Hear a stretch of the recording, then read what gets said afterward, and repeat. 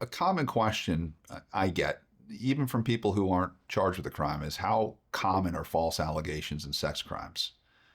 There's no empirical data, but I can tell you there's a lot of people that have been sitting in prison cells for years or decades, convicted of crimes they didn't commit, sex crimes, murder, whatnot. And they're usually not exonerated until years or decades later with DNA evidence that may have not have been available to them at the time the crime was committed.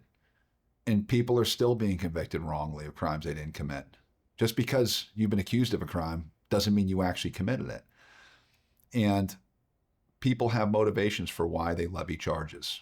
I alluded to it earlier in another video where I talked about someone you met on Tinder, and they may not have liked the way you treated them that night. And that now morphs into a false allegation.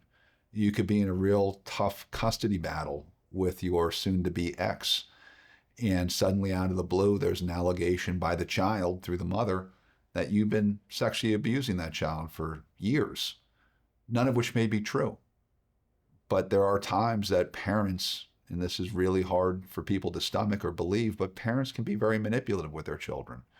Or the child may have an innocent question that then gets turned into something not so innocent by the parent, or something is misinterpreted and turns into a false allegation.